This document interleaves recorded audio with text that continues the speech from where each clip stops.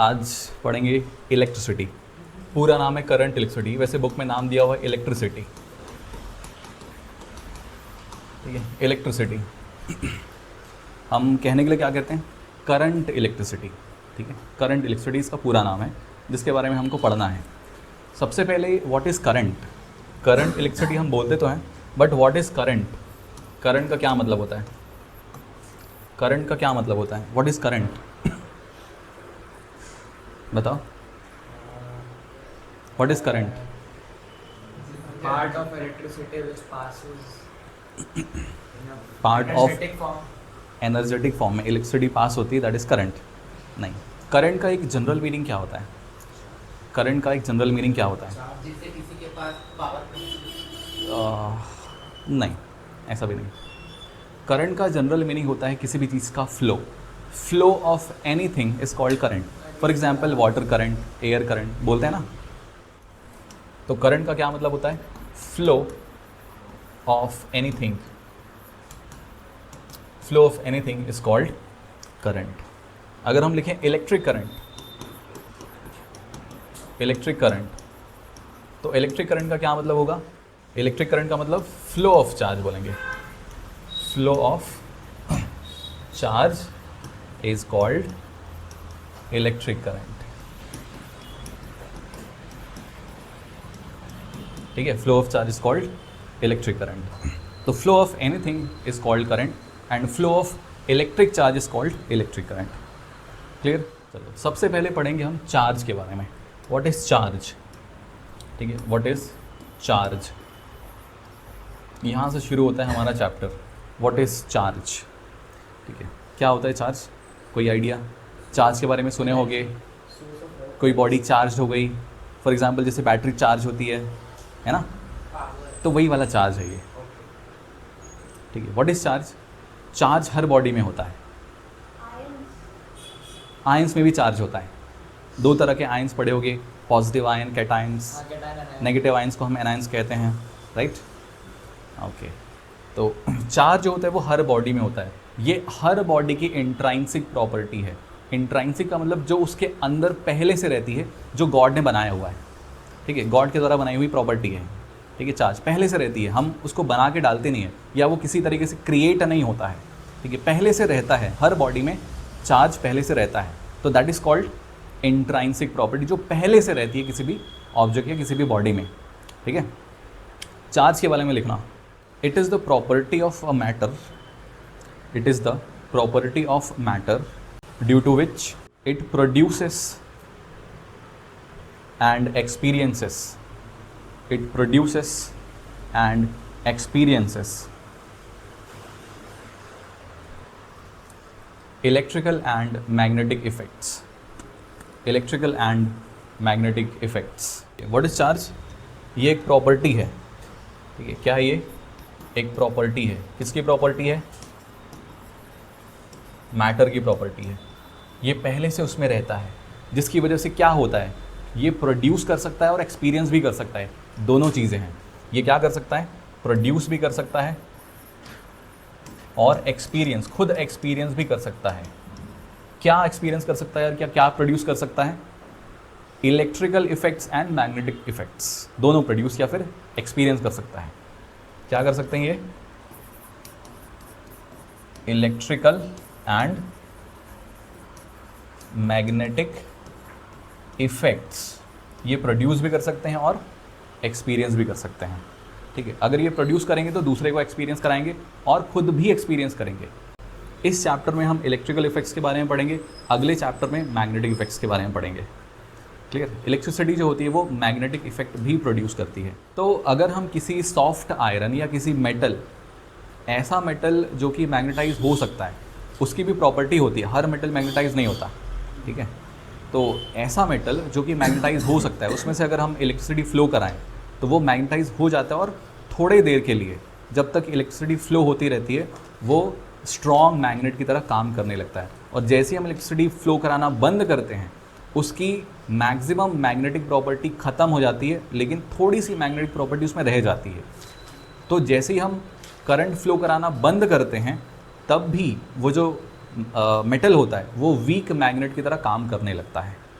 ठीक है, यानी कि थोड़ा सा मैग्नेटिज्म जो होता है उसमें बच जाता है, that is called residual magnetism. जैसे कि लोहा है, उसमें हमने करंट फ्लो कराया, तो जब तक करंट फ्लो होता रहता है तब तक वो स्ट्रॉन्ग मैग्नेट की तरह काम करता रहता है।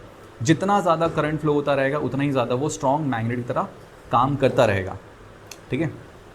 जैसे ही हमने करंट फ्लो कराना बंद किया, बंद करते हैं तो क्या होता है, वो जो लोहे का टुकड़ा होता है वो मैग्नेट की तरह काम करना बंद कर देता है। लेकिन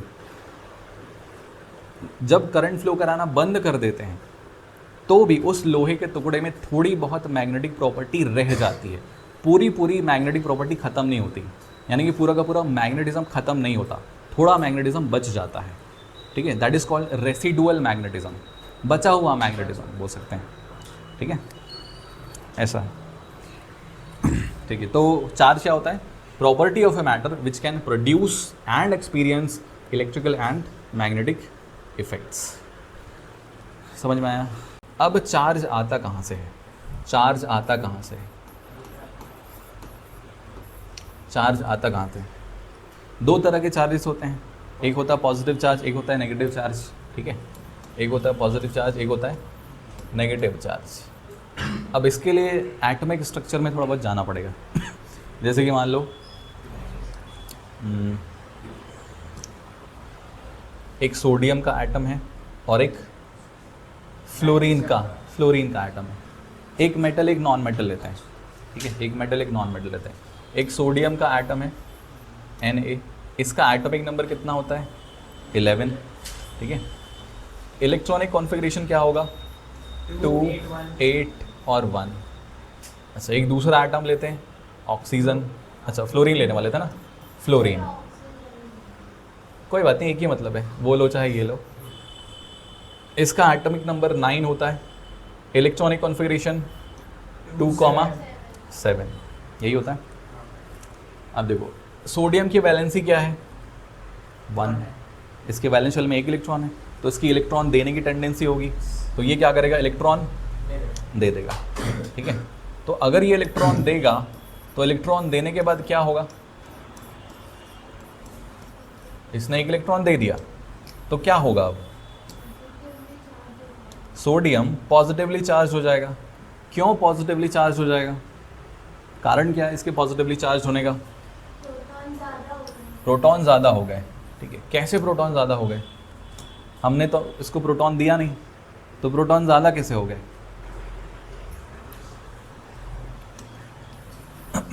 हमने प्रोटॉन थोड़ी दिया इसको, तो प्रोटॉन ज़्यादा हो कैसे गए।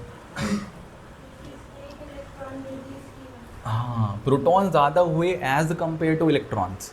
प्रोटॉन हम देते या फिर उससे निकालते नहीं हैं, है ना। प्रोटॉन ज़्यादा होते हैं कैसे, अपने उस एटम के अंदर जो इलेक्ट्रॉन्स होते हैं उसी के कंपेयर में या तो ज़्यादा होंगे या तो कम हो जाएंगे, ठीक है, कंपेरेटिवली ज़्यादा या फिर कम होते हैं, क्लियर। अच्छा, इसमें लिख लेते हैं कितने प्रोटॉन हैं कितने इलेक्ट्रॉन हैं। तो प्रोटॉन कितने हैं इसमें अभी फ़िलहाल 11, क्योंकि ये न्यूट्रल है। न्यूट्रल है तो न्यूट्रल एटम में क्या होते हैं, नंबर ऑफ प्रोटॉन और नंबर ऑफ इलेक्ट्रॉन्स बराबर होते हैं, ठीक है। तो प्रोटॉन भी 11 होंगे और इलेक्ट्रॉन भी 11 होंगे। इसमें क्या होगा, एटॉमिक नंबर अभी भी इसका 11 ही है, इसमें प्रोटॉन और इलेक्ट्रॉन कितने कितने 11। अब इसने एक इलेक्ट्रॉन दे दिया तो प्रोटॉन तो उतने ही रहेंगे, क्योंकि प्रोटॉन थोड़ी दिया है ना, प्रोटॉन थोड़ी दिया, या प्रोटॉन उसने लिया नहीं, उसने क्या किया, इलेक्ट्रॉन अपना बाहर निकाल दिया, इलेक्ट्रॉन बाहर निकाल दिया। तो पहले इसके पास 11 इलेक्ट्रॉन थे, अब कितने बचे 10। पहले 11 थे, एक इलेक्ट्रॉन उसने बाहर निकाल दिया, तो कितने बचे 10 इलेक्ट्रॉन बचे। प्रोटॉन का कुछ नहीं होता, प्रोटॉन न्यूक्लियस के अंदर रहता है। प्रोटॉन को अगर निकालना है तो न्यूक्लियस को तोड़ना पड़ेगा, और ऐसे सिंपल न्यूक्लियस टूटता नहीं है। क्वार्क, अरे एक एलिमेंट बताए थे ना बहुत टाइम पहले, एक नया एलिमेंट फॉर्म बताया था न्यूट्रॉन के अंदर भी। हाँ, क्वार्क्स होते हैं जो कि अनस्टेबल होते हैं, हाँ बताएंगे, वो भी आएगा। तो सोडियम जो कि न्यूट्रल था, है ना, सोडियम जो कि न्यूट्रल है, इसमें 11 इलेक्ट्रॉन और 11 प्रोटॉन है, इसलिए ये न्यूट्रल है, इसके ऊपर कोई चार्ज अपीयर नहीं हो रहा है। इसका मतलब ये नहीं कि इसमें चार्ज नहीं है, इसमें चार्ज है, बट वो इक्वल है, जितने पॉजिटिव हैं उतने ही नेगेटिव है, ठीक है। तो इसलिए ये क्या है, न्यूट्रल है, इसके ऊपर कोई चार्ज अपीयर नहीं हो रहा है, ठीक है। अच्छा, फिर क्या हुआ, इसने एक इलेक्ट्रॉन दे दिया, तो इसके पास पहले 11 इलेक्ट्रॉन थे, अब 10 बचे, लेकिन प्रोटॉन अभी भी 11 ही हैं। क्लियर? मतलब इसके पास 11 पॉजिटिव चार्ज है और 10 नेगेटिव चार्ज है। एक प्रोटॉन पे एक पॉजिटिव होता है, एक इलेक्ट्रॉन पे एक नेगेटिव होता है। तो अगर इसके पास 11 प्रोटॉन है तो मतलब इसका 11 पॉजिटिव चार्ज है। इसके पास 10 इलेक्ट्रॉन है, मतलब 10 नेगेटिव चार्ज है। तो as compare to electron, proton कितने ज़्यादा हुए, एक इलेक्ट्रॉन 10 है, प्रोटॉन 11 है, तो 11 पॉजिटिव चार्ज और 10 नेगेटिव चार्ज। तो एक positive charge as compare to negative charge ज़्यादा है ना। तो जितने पॉजिटिव चार्ज ज़्यादा हैं उतना ही हम पॉजिटिव यहाँ पे लिखते हैं। तो एक पॉजिटिव चार्ज ज़्यादा है तो हमने इसके ऊपर एक पॉजिटिव लिखा हुआ है। अगर 2 पॉजिटिव चार्ज ज़्यादा होता तो 2 पॉजिटिव लिखते हैं, 3 पॉजिटिव चार्ज ज़्यादा होता तो 3 पॉजिटिव लिखते हैं। क्लियर? आए समझ में? ओके। अच्छा, फ्लोरीन का देखते हैं। फ्लोरीन में क्या है, कितने प्रोटॉन और कितने इलेक्ट्रॉन्स? कितने प्रोटॉन और कितने इलेक्ट्रॉन्स बताओ? 9 प्रोटॉन्स और 9 इलेक्ट्रॉन्स। जब तक कोई एलिमेंट न्यूट्रल होता है उसमें जितने प्रोटॉन होते हैं उतने ही इलेक्ट्रॉन भी होते हैं। और कितने प्रोटॉन होते हैं? जितना उसका एटॉमिक नंबर होता है। तो एटॉमिक नंबर इसका 9 है तो उसमें नंबर ऑफ प्रोटॉन भी 9 होंगे, नंबर ऑफ इलेक्ट्रॉन्स भी 9 होंगे। क्लियर? अब फ्लोरीन का इलेक्ट्रॉनिक कॉन्फ़िगरेशन 2 7 है। वैलेंस शेल में कितने इलेक्ट्रॉन्स हैं? 7। ठीक है। इसके इलेक्ट्रॉन लेने की टेंडेंसी होगी, क्योंकि जैसे ही इलेक्ट्रॉन लेगा इसका ऑक्टेट कंप्लीट हो जाएगा, राइट? होगा। तो इसकी टेंडेंसी है इलेक्ट्रॉन लेने की, तो इसको हम इलेक्ट्रॉन दे देते हैं। ये हमने एक इलेक्ट्रॉन दे दिया। अब ये क्या बन जाएगा? F negative. क्यों बनेगा F नेगेटिव? ये है न्यूट्रल फ्लोरीन, इसमें जितने प्रोटॉन हैं उतने ही इलेक्ट्रॉन भी है, यानी कि 9 9। अच्छा, इसने एक इलेक्ट्रॉन ले लिया, ठीक, तो नंबर ऑफ प्रोटॉन्स उतने ही रहेंगे, क्योंकि प्रोटॉन का लेना देना नहीं होता। ठीक है, प्रोटॉन 9 है तो यहाँ पर भी प्रोटॉन 9 ही रहेगा, लेकिन जो इलेक्ट्रॉन है वो एक बढ़ गया। क्यों? उसने एक इलेक्ट्रॉन ले लिया। पहले 9 थे, अब एक 10 हो गया, तो इसके पास कितने हो गए? 10 इलेक्ट्रॉन हो गए। अब 9 प्रोटॉन मतलब 9 पॉजिटिव चार्ज, और 10 इलेक्ट्रॉन का मतलब 10 नेगेटिव चार्ज। तो अब नेगेटिव चार्ज ज़्यादा हो गया। कितना ज़्यादा हो गया? एक ज़्यादा हुआ, तो इसीलिए इसके ऊपर एक नेगेटिव चार्ज आया। आए समझ में? तो चार्ज कहाँ से अपीयर होते या कहाँ से आते हैं? इलेक्ट्रॉन के कम होने से पॉजिटिव और इलेक्ट्रॉन के ज़्यादा होने से नेगेटिव। ठीक है, समझ गए? तो अगर कोई इलेक्ट्रॉन डेफिशिएंट हो गया तो उस पर पॉजिटिव चार्ज आएगा, अगर कोई इलेक्ट्रॉन रिच हो गया तो उस पर नेगेटिव चार्ज आएगा। कुछ और एग्जांपल्स लेते हैं, है ना। ये सोडियम हो गया, मैग्नीशियम लेते हैं। मैग्नीशियम का एटॉमिक नंबर कितना होता है? 12। सोडियम का 11, 13 होता है एल्यूमिनियम का। ठीक है, मैग्नीशियम का एटॉमिक नंबर 12। इलेक्ट्रॉनिक कॉन्फ़िगरेशन कितना होगा? 282। वैलेंस शेल में 2 इलेक्ट्रॉन है, 4 से कम है, तो जिनके वैलेंस शेल में 4 से कम इलेक्ट्रॉन्स होते हैं उनकी इलेक्ट्रॉन देने की टेंडेंसी होती है। तो ये इलेक्ट्रॉन दे देगा। कितने इलेक्ट्रॉन देगा? 2 इलेक्ट्रॉन देगा। 2 इलेक्ट्रॉन दे दिया इसने। ठीक है, अच्छा, जब तक नहीं दिया था तब तक कितने प्रोटॉन और कितने इलेक्ट्रॉन्स थे इसमें? 12 है ना, 12 प्रोटॉन और 12 इलेक्ट्रॉन। अब इसने 2 इलेक्ट्रॉन दे दिया तो कितने प्रोटॉन और कितने इलेक्ट्रॉन बचे? प्रोटॉन तो 12 ही रहेगा, इलेक्ट्रॉन 10 हो जाएगा, 10 हो जाएगा, ये 2 इसने दे दिया तो 2 कम हो गए, है ना। तो अब क्या बचे देखो, इसके पास 12 पॉजिटिव चार्ज बचे और 10 नेगेटिव चार्ज बचे। तो कितने पॉजिटिव चार्ज ज़्यादा हुए? 2। 12 पॉजिटिव है, 10 नेगेटिव है, तो 2 पॉजिटिव चार्ज ज़्यादा है, तो इसके ऊपर 2 प्लस चार्ज आएगा, ठीक है, क्योंकि 2 पॉजिटिव चार्ज ज़्यादा हो गए तो 2 प्लस चार्ज। अगर 3 पॉजिटिव चार्ज ज़्यादा होते तो 3 प्लस चार्ज। जैसे कि एल्यूमिनियम लेते हैं, एल्यूमिनियम का एटॉमिक नंबर 13, इलेक्ट्रॉनिक कॉन्फ़िगरेशन 283, इसके इलेक्ट्रॉन देने की टेंडेंसी है क्योंकि वैलेंस शेल में 4 से कम इलेक्ट्रॉन है, ठीक है। अगर वैलेंस शेल में 4 से कम इलेक्ट्रॉन होते हैं तो उसकी इलेक्ट्रॉन देने की टेंडेंसी होती है, तो ये क्या करेगा, 3 इलेक्ट्रॉन दे देगा, इसने 3 इलेक्ट्रॉन दे दिए। अब इसके पास कितने प्रोटॉन और इलेक्ट्रॉन बचेंगे? इसके पास तो 13 इलेक्ट्रॉन और 13 प्रोटॉन, इसके पास में 13 प्रोटॉन और 10 इलेक्ट्रॉन्स। इसके पास 13 थे, 3 दे दिया, कितने बचे? 10 बचे। अगर 13 प्रोटॉन है दैट मीन्स इसके पास 13 पॉजिटिव चार्ज है, 10 इलेक्ट्रॉन्स है दैट मीन्स इसके पास में 10 नेगेटिव चार्ज है। तो कितने पॉजिटिव चार्ज ज़्यादा है इसके पास में?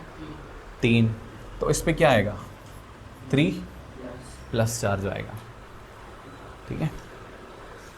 तो पॉजिटिव चार्ज कैसे आ रहा है? इलेक्ट्रॉन कम होने की वजह से या इलेक्ट्रॉन डेफिशिएंट होने की वजह से, ठीक है। हर जगह पे यही होता है, अगर इलेक्ट्रॉन डेफिशिएंट हो गया तो वो स्पीशीज़ पॉजिटिवली चार्ज हो जाती है या कैटायन बन जाती है, ठीक है। पॉजिटिव चार्ज स्पीशीज़ को हम कैटायंस कहते हैं। अगर इलेक्ट्रॉन ज़्यादा हो गया तो वो नेगेटिवली चार्ज हो जाता है या उसको हम एनायंस कहते हैं। क्लियर? नेगेटिव वाला एग्जांपल लेते हैं, लेट ऑक्सीजन का एग्जांपल लेते हैं। ऑक्सीजन का एटॉमिक नंबर बताओ। 8। Electronic configuration 2,6। इसके वैलेंस शेल में 4 से ज़्यादा इलेक्ट्रॉन है, तो अगर किसी के वैलेंस शेल में 4 से ज़्यादा इलेक्ट्रॉन होते हैं तो उसकी इलेक्ट्रॉन लेने की टेंडेंसी होती है। कितने इलेक्ट्रॉन लेने की टेंडेंसी होगी? 2 इलेक्ट्रॉन, है ना। कहाँ तक इलेक्ट्रॉन लिया जा सकता है? जब तक कि ऑक्टेट कंप्लीट नहीं हो जाता, है ना। ऑक्टेट कंप्लीट नहीं हो जाता, तो ये 2 इलेक्ट्रॉन लेगा तो ऑक्टेट कंप्लीट हो जाएगा इसका। क्लियर? तो इसको 2 इलेक्ट्रॉन हम दे देते हैं, ये दे दिया हमने, ठीक। अब इसके पास कितने प्रोटॉन इलेक्ट्रॉन है बताओ? 8 प्रोटॉन से और 8 इलेक्ट्रॉन से, है ना, इसके एटॉमिक नंबर के बराबर। इसने 2 इलेक्ट्रॉन ले लिए, तब कितने प्रोटॉन और कितने इलेक्ट्रॉन बचे? प्रोटॉन कितने? प्रोटॉन 8 ही रहेंगे, प्रोटॉन का नंबर कभी चेंज नहीं होता। इलेक्ट्रॉन कितने? 6 कैसे बचे? इसने 2 इलेक्ट्रॉन ले लिया, 2 इलेक्ट्रॉन ले लिया तो 10 हो जाएंगे ना। देखो यहाँ पे 8 थे, इसने 2 ले लिया तो 2 एक्स्ट्रा आ गया ना, तो कितने बचे? 10 इलेक्ट्रॉन बचे। क्लियर? तो अभी इसके पास क्या हुआ? 8 पॉजिटिव चार्ज है और 10 नेगेटिव चार्ज है, तो कौन सा चार्ज ज़्यादा है? नेगेटिव ज़्यादा है। कितना ज़्यादा है? 2 ज़्यादा है, तो इस पर 2 नेगेटिव चार्ज आएगा। आए समझ में? नाइट्रोजन का एग्जांपल लेते हैं। नाइट्रोजन का एटॉमिक नंबर बताओ। 7। इलेक्ट्रॉनिक कॉन्फ़िगरेशन बताओ। 2,5। वैलेंस शेल में 4 से ज़्यादा इलेक्ट्रॉन है तो इलेक्ट्रॉन लेने की टेंडेंसी होगी। कितने इलेक्ट्रॉन लेने की टेंडेंसी होगी? 3 इलेक्ट्रॉन लेने की टेंडेंसी होगी, तो उसको 3 इलेक्ट्रॉन दे देते हैं, ठीक है। ये हमने 3 इलेक्ट्रॉन दे दिए इसको। अब कितने प्रोटॉन कितने इलेक्ट्रॉन्स बचे? इसमें 7 प्रोटॉन्स है और 7 इलेक्ट्रॉन्स है। इसमें बताओ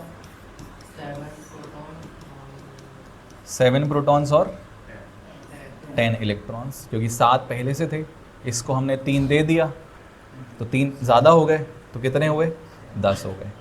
तो 10 हो गए मतलब 10 नेगेटिव चार्ज है और 7 पॉजिटिव चार्ज है। क्लियर? कौन सा वाला चार्ज ज़्यादा है? Negative charge. कितना ज़्यादा है? 3 ज़्यादा है। तो नाइट्रोजन पे ये 3 नेगेटिव आएगा। क्लियर हुआ? तो इस तरीके से चार्ज अपीयर होते हैं। ठीक है, अगर इलेक्ट्रॉन डेफिशिएंट हो गया तो पॉजिटिव, इलेक्ट्रॉन रिच हो गया तो नेगेटिव। क्लियर हुआ? ठीक है, तो ये 2 तरह के चार्जेस हो गए। कौन कौन से? पॉजिटिव चार्ज और नेगेटिव चार्ज। ठीक है, अब एक बड़ा सिंपल सा एग्जांपल है तुम लोगों की बुक में। एक ग्लास रॉड और सिल्क का जो कपड़ा होता है उसको अगर हम रब करेंगे तो एक बॉडी पॉजिटिवली चार्ज हो जाती है और एक बॉडी नेगेटिवली चार्ज हो जाती है। हाँ, सिल्क जो होता है वो नेगेटिवली चार्ज हो जाता है और जो ग्लास रॉड होता है वो पॉजिटिवली चार्ज हो जाता है। ठीक है, स्टार्टिंग में ये नहीं पता था, लेकिन बाद में जब एक्सपेरिमेंट्स हुए और इनका साइन कन्वेंशन निकाला गया तो ऐसा सच में पाया गया कि ग्लास रॉड पॉजिटिवली चार्ज होता है और जो सिल्क होता है वो नेगेटिवली चार्ज होता है ना। स्टार्टिंग में बहुत पुराने ज़माने में जब रब करते थे तो इलेक्ट्रिकल प्रॉपर्टी वो शो करते थे, लेकिन ये नहीं पता होता था कि किस पे नेगेटिव है किस पे पॉजिटिव है ना। वो इलेक्ट्रॉन वगैरह की खोज बाद में हुई, तो वहाँ से पता चला कि सिल्क में उस समय माना गया कि नेगेटिव चार्ज होता है और रॉड पे माना गया, ग्लास रॉड पे, कि पॉजिटिवली चार्ज होता है। तो बाद में जब पता चला तो सच में नेगेटिव था इस पे और सच में इस पे पॉजिटिव था। कितने टाइप के चार्ज होते हैं? 2 टाइप के, एक होता है पॉजिटिव और दूसरा होता है नेगेटिव चार्ज होता है। ठीक है, इनके यूनिट की बात करते हैं। यूनिट, 2 तरह के यूनिट होते हैं, वैसे बहुत सारे तरह के होते हैं, हमको मेनली 2 तरह के यूनिट के बारे में पढ़ना है। तो एक होता है ऐसा यूनिट और एक होता है CGS यूनिट। ये तो पढ़े। चार्ज का ऐसा यूनिट होता है कूलम, और CGS यूनिट होता है स्टैट कूलम। ठीक है, ऐसा यूनिट होता है कूलम जिसको हम कैपिटल C से डिनोट करते हैं, और CGS यूनिट होता है stat coulomb. Clear? 1 coulomb is equals to होता है 3 × 10⁹ स्टैट कूलम। अच्छा। ठीक है, ऐसा यूनिट बड़ा होता है और CGS यूनिट छोटा होता है। ठीक है, तो 1 कूलम इज इक्वल्स टू होता है 3 × 10⁹ स्टैट कूलम। इसको याद रखना है। ठीक है, ओके।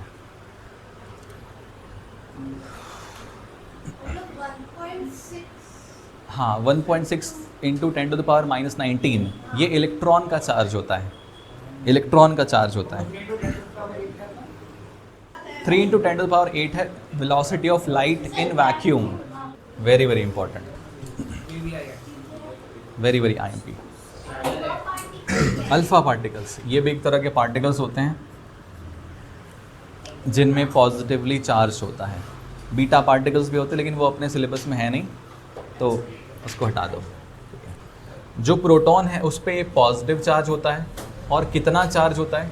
तो 1.6 × 10⁻⁻19 कूलम चार्ज होता है। न्यूट्रॉन पे कोई चार्ज नहीं होता, नो चार्ज या 0 लिख सकते हैं। इलेक्ट्रॉन पे चार्ज होता है बट वो माइनस में होता है, तो -1.6 × 10⁻⁻19 कूलम होता है। ठीक है, प्रोटॉन और इलेक्ट्रॉन पे सेम चार्ज होता है, सिर्फ प्रोटॉन पे क्या होता है? पॉजिटिव, और इलेक्ट्रॉन पे नेगेटिव चार्ज होता है। अल्फा पार्टिकल्स पे 2 times of charge of proton के बराबर होता है ना। अच्छा, ये जो वैल्यू है 1.6 × 10⁻⁻19, इसको हम E लिखते हैं। 1.6 × 10⁻⁻19 को हम E लिख देते हैं, है ना, E लिखते हैं। तो प्रोटॉन पे प्लस ई के बराबर का चार्ज होता है और इलेक्ट्रॉन पे माइनस ई के बराबर का चार्ज होता है। अल्फा पार्टिकल पे प्लस 2e के बराबर का चार्ज होता है, यानी ये प्रोटॉन के चार्ज का डबल।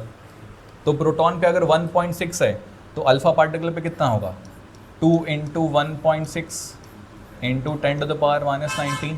अब ध्यान रखना ये जो 2 है ये 1.6 के साथ ही बस मल्टीप्लाई होगा, 10 के पावर या फिर 19 के साथ में मल्टीप्लाई नहीं होगा, ठीक है।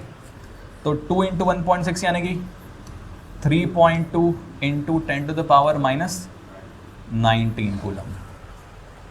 क्लियर हुआ, समझ में आया? इसको याद रखना है। वैसे तो इसको जब क्वेश्चन पेपर आता है उसमें दे देता है अगर किसी न्यूमेरिकल वगैरह में इस्तेमाल होना है, लेकिन कभी कभी नहीं भी देता है, ठीक है। बहुत इजी है। देखो प्रोटॉन और इलेक्ट्रॉन पे चार्ज सेम है, पॉजिटिव नेगेटिव का फ़र्क है। प्रोटॉन पे प्लस पे, इलेक्ट्रॉन पे माइनस पे। अल्फा पार्टिकल पे चार्ज प्रोटॉन के चार्ज का डबल है। तो एक वैल्यू बस याद रखनी है, बाकी 3 तो ऑटोमेटिक याद हो गई। न्यूट्रॉन पे चार्ज होता ही नहीं है, ठीक है। तो एक ही वैल्यू तो याद रखनी है, चार्ज सबके हो गए याद।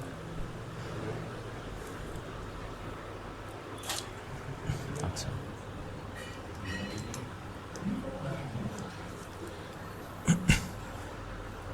ठीक है। मास देखते हैं। प्रोटॉन पे कितना मास होता है, 1.67 इंटू 10⁻⁻27 kg, ठीक है। अब ये बताओ ये प्लस में होगा कि माइनस में, बताओ। ये मास है प्लस में होगा कि माइनस में, अनीश? प्लस में, हाँ नेगेटिव होगा। मैं कुछ बता नहीं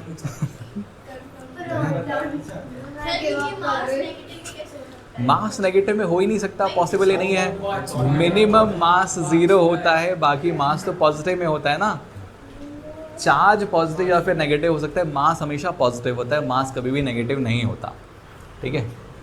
अच्छा, तो इसमें प्लस माइनस लगाने की ज़रूरत नहीं है। न्यूट्रॉन पे मास कितना होगा, 1.67 इंटू 10⁻⁻27 kg। प्रोटॉन और न्यूट्रॉन का मास अप्रॉक्सीमेटली सेम होता है, लेकिन एग्जैक्टली सेम नहीं होता। एग्जैक्टली सेम नहीं होता। न्यूट्रॉन का मास थोड़ा सा प्रोटॉन से ज़्यादा होता है। वो हमने पॉइंट के बाद 2 डिजिट लिया है ना, करके वहाँ तक सेम है, उसके बाद के जो डिजिट है थोड़े से डिफरेंट है, लेकिन उतना जाने की ज़रूरत नहीं है। अच्छा, इलेक्ट्रॉन पे कितना होता है मास? इलेक्ट्रॉन पे होता है 9.1 इंटू 10⁻⁻31 kg। अच्छा, बड़ा कौन है इसमें से, ये बताओ। इलेक्ट्रॉन का बड़ा है मास या फिर न्यूट्रॉन का बड़ा है? किसका मास बड़ा है? मैं तुक्का लगाता हूँ न्यूट्रॉन पे अपनी सारी जिंदगी।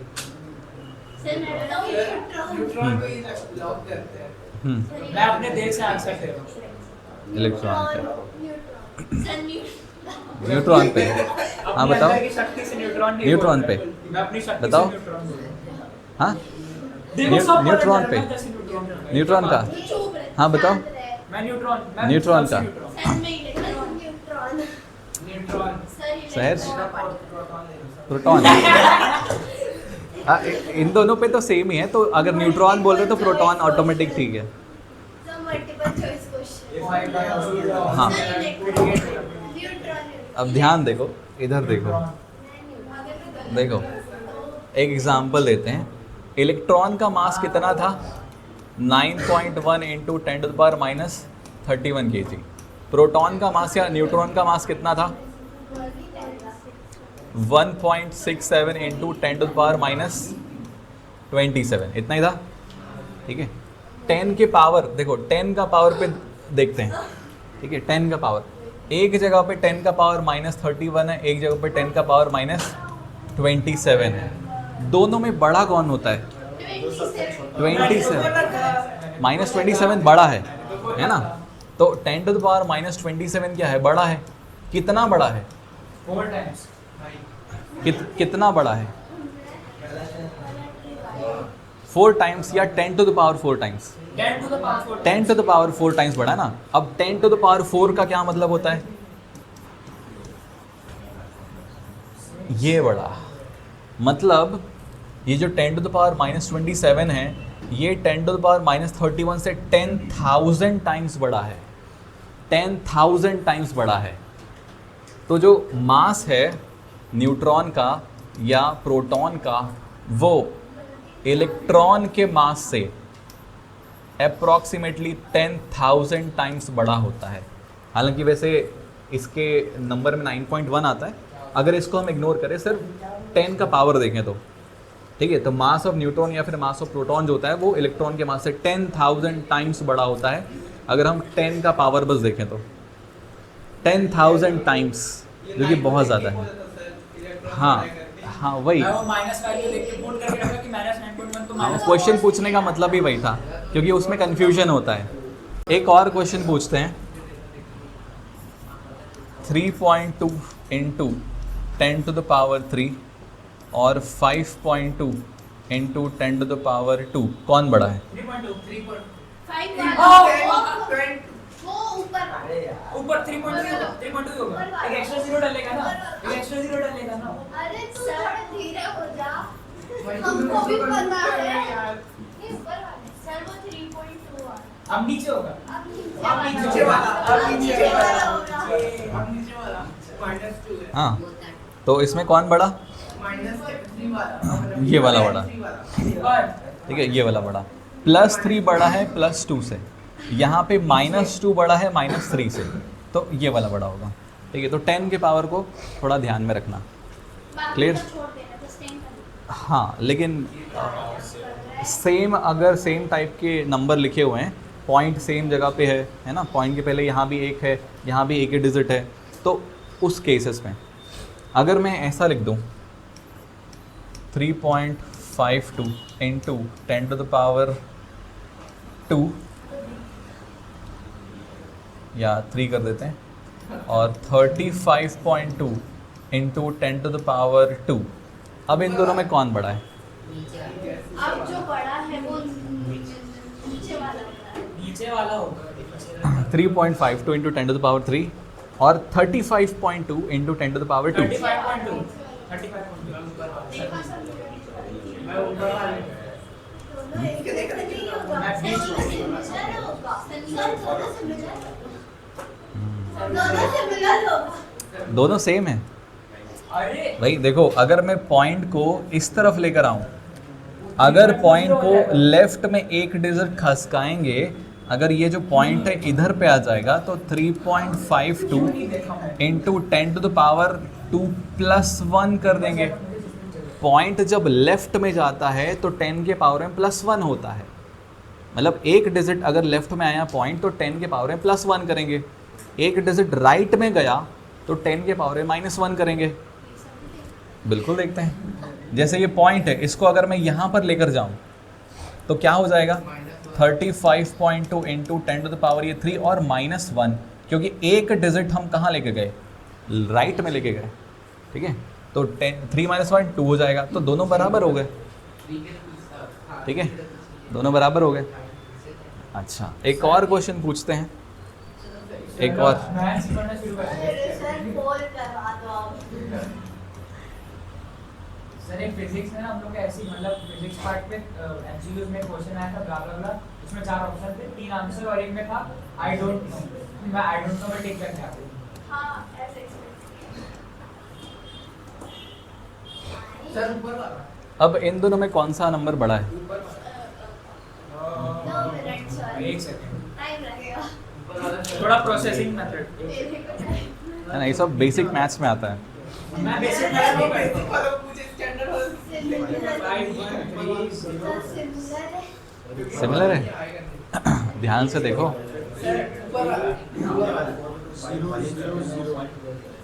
ऊपर वाला, ऊपर वाला, बीच वाला, हम्म? हम्म। हाँ बताओ, नहीं पता? ऊपर वाला, ऊपर बताओ सनी। हाँ, कौन सा नंबर बड़ा है?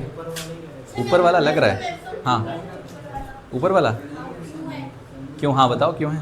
क्योंकि वो डेसिमल उधर शिफ्ट होगा, हाँ। तो उधर माइनस हो जाएगा, तो हाँ। माइनस माइनस प्लस होता है, तो शायद माइनस माइनस प्लस होता है? बहुत जी। मल्टीप्लाई थोड़ी कर रहे हैं यहाँ पे, माइनस प्लस कहाँ से प्लस हो जाएगा? पॉइंट से साइड जाएगा तो 4 5 हो जाएगा -5, बट तो भी अगर बोले तो -3 बड़ा रहेगा ना सर, इसलिए इसको ऐसा निकाल दिया। अरे टोनी स्टार्क आराम से, टोनी स्टार्क अरे ये अपना टोनी स्टार्क यहाँ बैठा है ना। 5.31 इंटू 10⁻³ और क्या था 530 53.2 था ना, इंटू 10⁻⁻4 है, एकदम करेक्ट निकला। 53.2 इंटू 10⁻⁻4, 5.31 इंटू 10⁻⁻3, ठीक है। देखो अगर मैं ये पॉइंट को 3 के इस तरफ लेकर आऊँ, 5 और 3 के बीच में कर दूँ, तो क्या करेंगे 10 के पावर में +1। मैंने पॉइंट को कहाँ लेकर गया, एक डिजिट लेफ्ट खसकाया, सर आपने नीचे वाला खसका, मैंने ऊपर वाला कोई मैंने बात, साइड बाय साइड उसको भी खसका के दिखा देंगे। सर वो -3 वाला तो 5.32 इंटू 10⁻⁻ कितना हो गया -3, ठीक है। अब देखो इसमें क्या लिखा हुआ है 5.31 इंटू 10⁻⁻3। अब देखो 10 का पावर सेम हो गया, अब कौन बड़ा है? अगर 10 का पावर सेम हो गया तो अब इसको देखना पड़ेगा इन दोनों में कौन बड़ा, कौन बड़ा? नीचे वाला। नीचे वाला, ये वाला ना, ये वाला बड़ा हो गया। अगर 10 का पावर सेम हो गया तो अब इस नंबर को देखो, समझ में आया? अच्छा, इसमें जैसे पॉइंट को जिसने खसकाया इस तरफ, वो भी देख लेते हैं। जैसे 5.31 इंटू 10⁻⁻3 था, तो अगर हम पॉइंट को क्या करें, एक डिजिट राइट में लेकर जाएं, तो 53.1 इंटू 10⁻⁻3 है, तो एक डिजिट राइट में लेके गए तो क्या करेंगे, -1 करेंगे, तो 53.1 इंटू 10⁻⁻4, ठीक है। ये 53.2 इंटू 10⁻⁻4। अब ये 10 का पावर बराबर हो गया, तो इसको देखना पड़ेगा 53.1 और 53.2 कौन बड़ा? 53.2 बड़ा। बट माइनस साइन है। माइनस तो दोनों में बराबर है ना, 10 का पावर दोनों में बराबर है, तो अब इसको देखेंगे ना।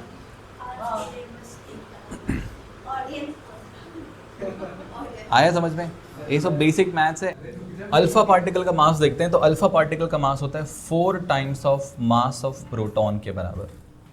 प्रोटॉन का मास कितना है 1.67 इंटू 10⁻⁻27, तो इसका मास हो जाएगा 4 इंटू 1.67 इंटू 10⁻⁻27। तो उसको 4 से मल्टीप्लाई करोगे तो आएगा 6.4 इंटू 10⁻⁻27 kg, ठीक है।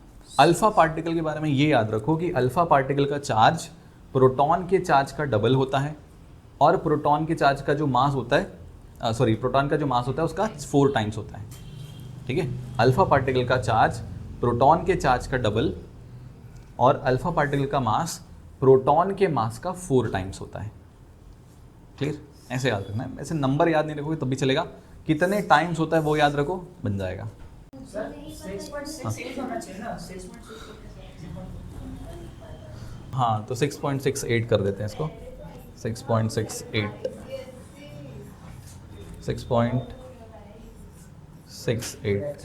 तो ये हो गया अपना कुछ बेसिक पार्टिकल्स के बारे में, ठीक है। अच्छा, इलेक्ट्रॉन पे चार्ज हमने कितना देखा या प्रोटॉन पे कितना देखा?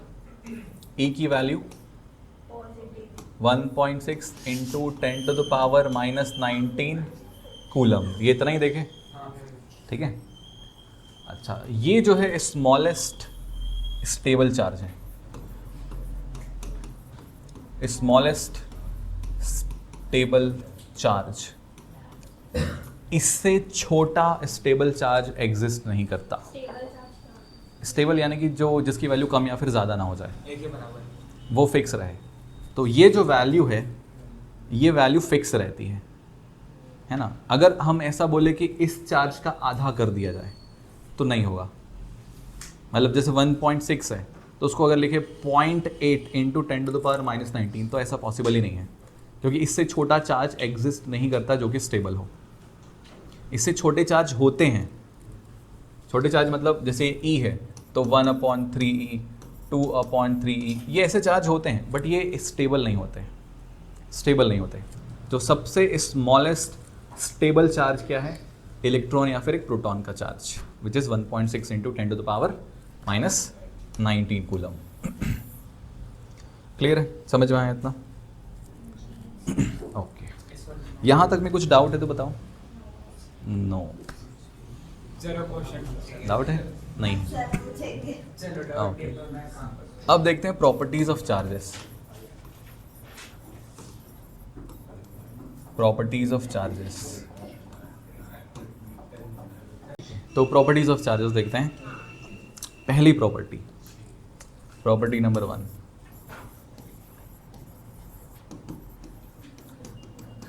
क्वांटाइजेशन और चार्ज, या लिख सकते हैं charge is quantized. Charge is quantized. तो चार्ज जो होता है वो क्वांटाइज्ड होता है। क्वांटाइज्ड का क्या मतलब होता है? जैसे कि फॉर एग्जांपल मैं पेन की बात करूं, अगर दुकान जाओगे तो या तो 1 पेन खरीदोगे, या तो 2 पेन खरीदोगे, या तो 3 पेन खरीदोगे, 4 पेन खरीदोगे, 10 पेन खरीदोगे, 100 पेन खरीदोगे, ठीक है। अगर दुकानदार को जाके बोलो कि 3.7 पेन चाहिए मुझे, ऐसा पॉसिबल नहीं है। पॉसिबल है क्या? आप वो चेयर वाला भी एग्जांपल देते ना, आप चेयर काट के। वो काट के बिल्कुल नहीं देगा, काट के नहीं देगा, वो उसका नुकसान हो जाए ना। अभी काट के देगा तो, और तुमने अगर लेने से मना कर दिया तो तुम काट लो ऐसा। हाँ, वो 4 पेन दे देगा और बोलेगा 3.7 चाहिए तो 0.3 उसका तुम खुद ही काट लो, ठीक है, पैसे देने के बाद में। हाँ पैसे तो उतना ही देना है ना उसको। हाँ, पैसा 4 पेन का ही देना पड़ेगा। अगर 3.7 पेन अगर तुम करना चाहो तो भी 4 पेन का ही पैसा देना पड़ेगा। हाँ, लेकिन क्या 3.7 जो 0.7 पेन है वो काम आएगा क्या? नहीं आएगा, ठीक है। तो कहने का मतलब ये है कि जो पेन जैसे एक होल नंबर में होता है 1 2 3 4 5 6 7 8 9, वैसे ही चार्ज भी होता है, ठीक है। जैसे कितने पेन लेके जाओ, जितने भी पेन लेने जाते हो, जैसे 4 पेन है तो 4 × 1, 10 पेन है तो 10 × 1, तो जितना भी नंबर होता है वो 1 का मल्टीपल होता है। जो भी नंबर होता है वो 1 का मल्टीपल होता है, होल नंबर। तो वैसे ही जो चार्ज होता है वो किसी एक सर्टेन क्वांटिटी का मल्टीपल होता है, ठीक है। तो उस सबसे छोटे चार्ज को हम कहते हैं 1 क्वांटम। क्लियर? जैसे जितने भी चार्ज होते हैं वो इसी चार्ज के मल्टीपल होते हैं। जितने भी चार्ज होते हैं दुनिया में, जितने भी चार्ज होते हैं, जितना भी क्वांटिटी ऑफ चार्ज होता है वो इसी चार्ज का मल्टीपल होता है। कुछ 3 टाइम्स होगा, कुछ 100 टाइम्स होगा, कुछ 1 लाख टाइम्स होगा, कुछ 3 लाख टाइम्स होगा, कुछ 1 करोड़ टाइम्स होगा, लेकिन इसी चार्ज का मल्टीपल होगा, ठीक है। क्लियर है? इसके अलावा किसी और का मल्टीपल नहीं हो सकता, ठीक है। आप indirectly, क्वांटम को यही बोल रहे हो ना। हाँ, ये स्मॉलेस्ट चार्ज है और जितने भी चार्ज होते हैं वो इसी के मल्टीपल होते हैं, या इसी का ही जो चार्ज होता है वो इसी के नंबर पे क्वांटाइज्ड होते हैं, ये बोलने का मतलब है। जैसे चेयर है तो या तो 1 चेयर होगा, या तो 2 चेयर होगा, या तो 3 चेयर होगा। 2.7 चेयर्स नहीं हो सकते, 3.1 चेयर नहीं हो सकते, पॉसिबल नहीं है। जैसे उनको हमको डिवाइड करना, तोड़ना पॉसिबल नहीं है, वैसे ही इस चार्ज को तोड़ना पॉसिबल नहीं है। और जो भी चार्ज होगा वो इसी स्मॉलेस्ट चार्ज का इंटेग्रल मल्टीपल होगा। इंटेग्रल का मतलब जिसको हम फर्दर डिवाइड नहीं कर सकते। क्लियर? समझ में आया? अभी हम देखेंगे कैसे न्यूमेरिकल्स वगैरह में ये आता है, ठीक। चलो इसमें लिखना, थोड़ा इसमें लिखना, electric charge on a body, electric charge on a body is always an integral multiple of, is always an integral multiple of, always है किसकी spelling? Integral, INTEGRAL, INTEGRAL GRAL, integral, integral, integral multiple of the smallest discrete value of charge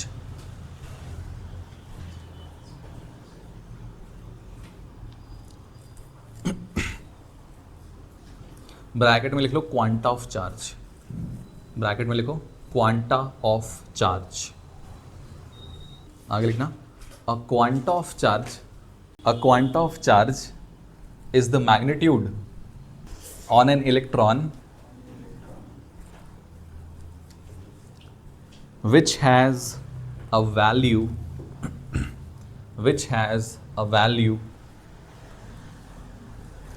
1.6 into 10 to the power minus 19 coulomb. किसी भी body पे जो भी charge होता है वो इसी स्मॉलेस्ट चार्ज का क्या होता है, इंटेग्रल मल्टीपल होता है, which is also called a quanta of charge या one quantum of charge.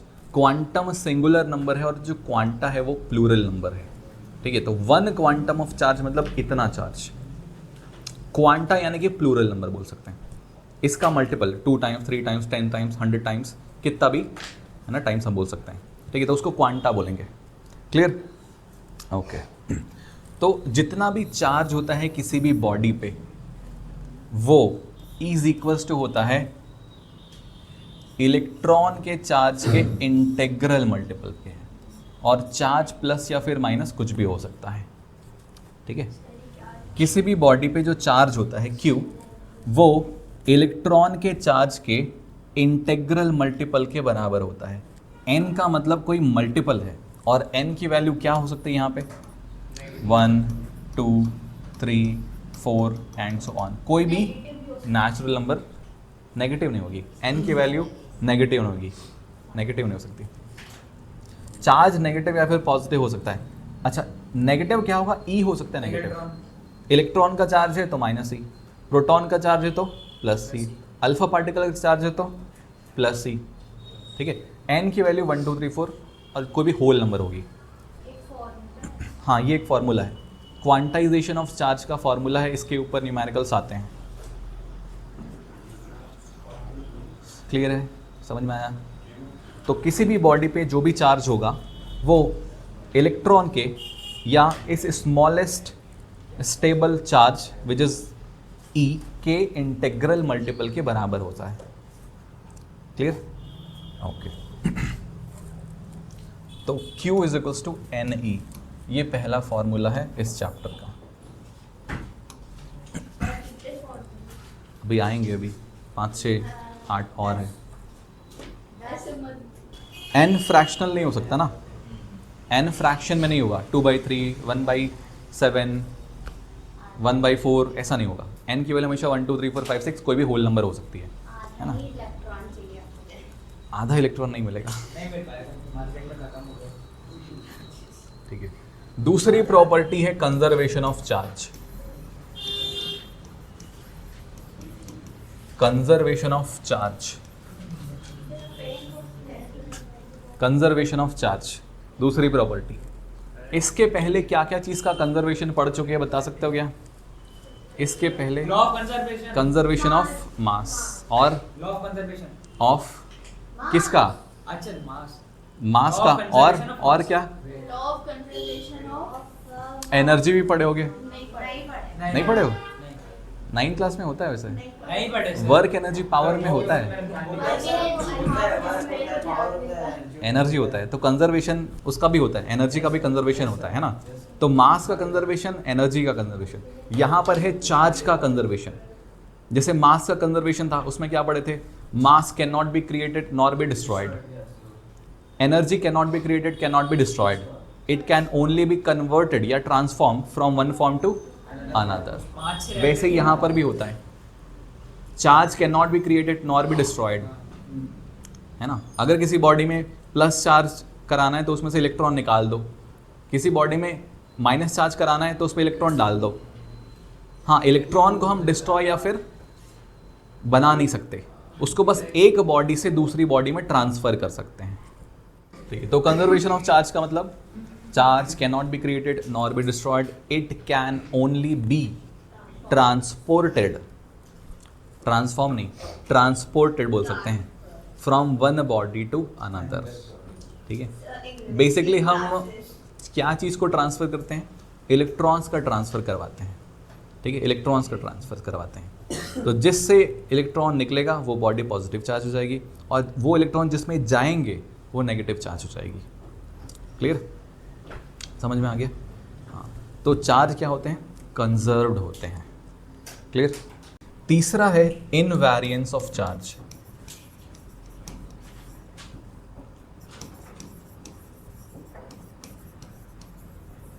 Invariance of charge, इसका मतलब है कि चार्ज की वैल्यू बदलती नहीं है, फिर उसको कितने भी स्पीड से आप ट्रैवल कराओ। ठीक है, चार्ज की वैल्यू चेंज नहीं होती अगर हम उसको कितने भी स्पीड से ट्रैवल कराएं तो। मास इनवेरिएंस होता है, मास में इनवेरिएंस होता है, लेकिन चार्ज में इनवेरिएंस नहीं होता है, इसकी वैल्यू बदलती नहीं है अगर हम इसको किसी वेलोसिटी से ट्रैवल कराएं तो। ठीक है, तो इसको कहते हैं इनवेरिएंस ऑफ चार्ज। हालांकि ये बुक में नहीं दिया हुआ है बट बता रहा हूँ मैं। Clear, invariance of charge. तीसरा, चौथा,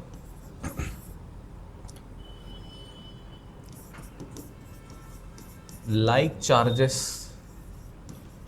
repel and unlike charges attract। Like charges repel करते हैं एक दूसरे को और अनलाइक चार्जेस अट्रैक्ट करते हैं एक दूसरे को। जैसे कि एक पॉजिटिव चार्ज दूसरे पॉजिटिव चार्ज को रिपेल करेगा, एक नेगेटिव चार्ज दूसरे नेगेटिव चार्ज को रिपेल करेगा, लेकिन एक पॉजिटिव चार्ज दूसरे नेगेटिव चार्ज को अट्रैक्ट करेगा। ठीक है, तो प्लस और प्लस के बीच में क्या होगा, रिपल्शन।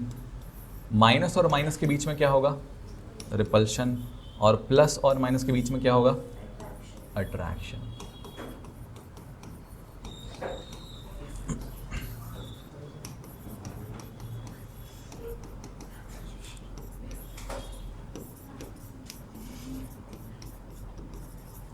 ठीक है, अगर हमने रिपल्शन कहा तो रिपल्शन का मतलब क्या, रिपल्सिव फोर्स। तो ये वाला जो पॉजिटिव चार्ज है इस पे इस डायरेक्शन में रिपल्सिव फोर्स लगाएगा। सिमिलरली ये पॉजिटिव चार्ज इस पे इस डायरेक्शन में रिपल्सिव फोर्स लगाएगा। अगर हम दोनों को फ्री छोड़ दें तो दोनों चार्ज एक दूसरे से दूर होते चले जाएंगे क्योंकि रिपल्शन होगा।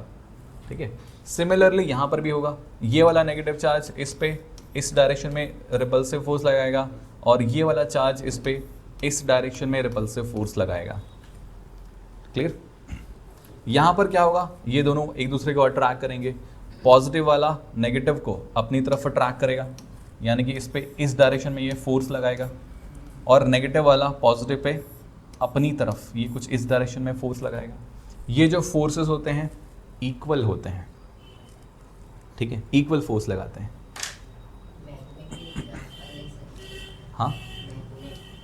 हाँ, ले सकते हो, मैग्नेट का भी एग्जांपल ले सकते हो। वहाँ पे मैग्नेटिक फोर्स लगता है ना। जैसे मैग्नेट में भी दो पोल्स होते हैं, एक नॉर्थ होता है एक साउथ होता है ना। तो नॉर्थ और नॉर्थ में क्या होता है, रिपल्शन, और नॉर्थ और साउथ में क्या होता है, अट्रैक्शन। साउथ और साउथ में क्या होता है, रिपल्शन, और नॉर्थ और साउथ में अट्रैक्शन। तो सिर्फ इसी केस में क्या होगा, अट्रैक्शन होगा, और बाकी दोनों केसेस में रिपल्शन। सिमिलरली चार्जेस के साथ भी ऐसा ही है, अगर प्लस प्लस चार्ज है तो रिपल्शन, माइनस माइनस चार्ज है तो रिपल्शन, प्लस माइनस है तो अट्रैक्शन। तो सिमिलर चार्जेस या like charges repel but unlike charges attract. Clear हो गया? हाँ, यहाँ तक आए समझ में? Okay, next property number 5।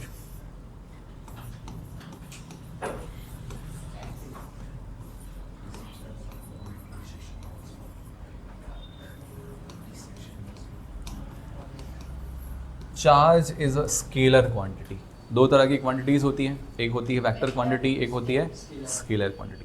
Sir वही होता है ना, एक में मैग्नीट्यूड होता है और एक में नहीं होता है। जैसे जैसे नहीं आप देखो, मैग्नीट्यूड दोनों में होता है। वेलोसिटी से वेक्टर में वेलोसिटी है। वेक्टर में वेलोसिटी है, हाँ, एक में डायरेक्शन। डायरेक्शन एक में होता है, एक में नहीं होता। मैग्नीट्यूड दोनों में होता है। हाँ, स्केलर में सिर्फ मैग्नीट्यूड होता है, डायरेक्शन नहीं होता। वेक्टर में डायरेक्शन। हाँ, वेक्टर जो क्वांटिटी होती है उसमें मैग्नीट्यूड भी होता है और डायरेक्शन भी होता है। स्केलर में नहीं होता। हाँ, जैसे कि मास है, वो स्केलर क्वांटिटी है। मास में कोई डायरेक्शन होता है क्या? नहीं होता। मास मतलब क्या? एक quantity of matter is called mass.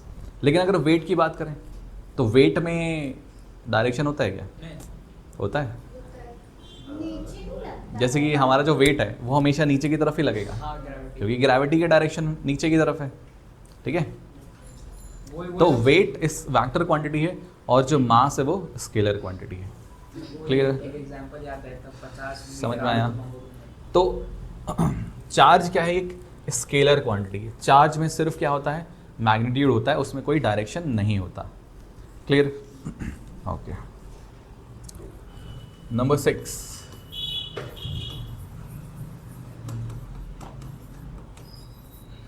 Additivity. Additivity of charge.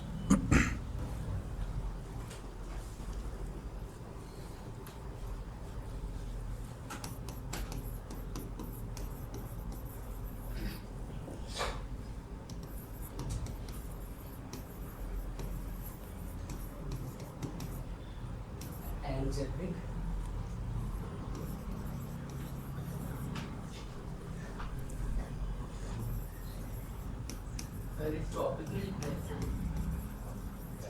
इसका मतलब बता रहा हूं मैं।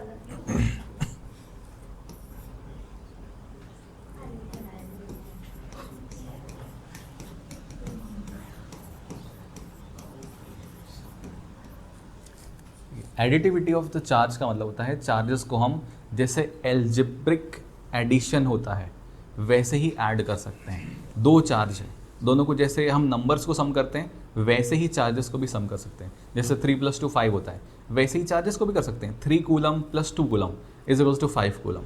10 coulomb + 3 coulomb 13 coulomb. Same addition charges में भी होता है।